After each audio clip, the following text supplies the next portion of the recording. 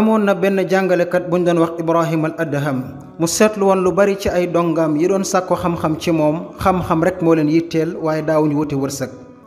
bés ñëw mu di leen ñaax ni leen xam-xam baax na am na solo lool waaye nag di fàgguwaale wërsëg ba mën a dund yàgg sak njaboot am na ci solo. mu ni leen yàlla nee na moom yàlla moo def suuf si muy ab lal bu tàllalu lool yomba jaar kon da ngeen ci jaar ngir mën a fàggu ci seen wërsëg. ñu xëy bés kenn ci ay dongaam ku ñuy wax Shaqiq tàggu ko ne ko dama bëggoon defi commerce ndax ma mën a am wërsëg wu ma dundee man ak sama njaboot. sëñ bi kontaan ci lool jox ko ay ndénkaan fàttali ko diineem. Shaqiq di dox ba ci ab àll mu gis fa am picc mu silmaxa bari ay dunq lool mënta naaw. Shaqiq yéemu ci loolu ci picc mi naka lay def ba dund naka lay def ba déplacé wu. nees tuut mu gis meneen picc yor ak lekk ci gémmiñam ñëw di ko sexal picc mi nga xam ne dafa silmaxa comme yaay juy sexal doomam. loolu gën a yéem Shaqiq lool waaye nag Shaqiq mu ni man sax jëratul may wuti wërsëg naa delluwaat ca sama kër ñibbi toog ndax yàlla mi wërsëgal picc mu silmaxa mii ci àll bi du ma seetaan kon dana ma wërsëgal kon damay ñibbiwaat ca sama kër. bi muy dox di ñibbi ci yoon wi mu dajeeg sëriñam bi ñuy wax Ibrahim al Adham. sëñ bi ne ko Shaqiq ana fan nga jëm xanaa waxu woon da ngay wuti liggéey. Shaqiq ne ko aha kay maa ko waxoon waaye nag damaa gis lu ma yéem. mu nettalal ko picc mam gis mu silmaxa ma ak na picc ma def ba dund.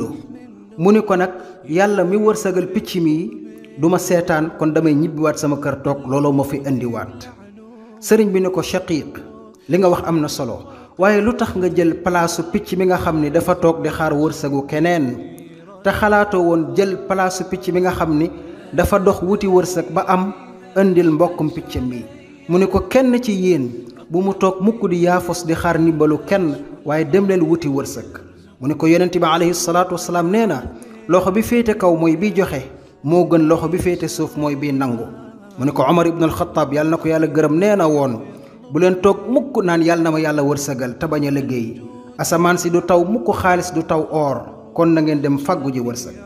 Shaqiq ni ko kon de bis niki tey danaa fas yéene doon picc mi nga xam ni mooy wuti wërsëg ba am ñëw di dundal picc yi nga xam ni amuñu. ca la Shaqiq tàgguwaat sëñ bi sàkkuwaat ñaan ni ma ngay dem wuti wërsëg. di xalaat laaya joo xam ne mi ngi ci alquraanul karim yàlla di wax ni saa bu ngeen jaamoote yàlla ba àggal na ngeen dox dem wuti wërsëg ma nga xam ni kat moo nekk ca sunu borom tabaaraka wa taala te ngeen di tudd yàlla lu baree bari ndax ngeen mën a texe gi nag mooy texe àdduna ak àllaaxira. kon bokk yi jàngat bi mooy ñu baree bari ñi ngi dund ci ak yaafus te li ko waral mooy dañoo wékk seen bët ci ñi nga xam ne ñi ngi gañe seen dund ci gañe gu yomb lool te bañ a xool seen bët fu sori. nañu xam ni ki yàlla xañ gis ak dox fawwu wërsëgam mi ngi ci nit ñi danañu ko indi ba ci moom yàllaa ko def.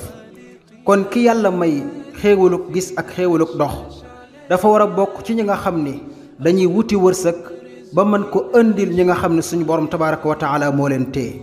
kenn ku ci nekk ci ñun dafa war a jël bëtam xool ko fu kawe lool ba mën di gañe ak dundam ca na mu lewee mën a dimbale walla ña ca des waaye bañ a xool bëtam fu jege lool ndax lool day waral ak yaafos.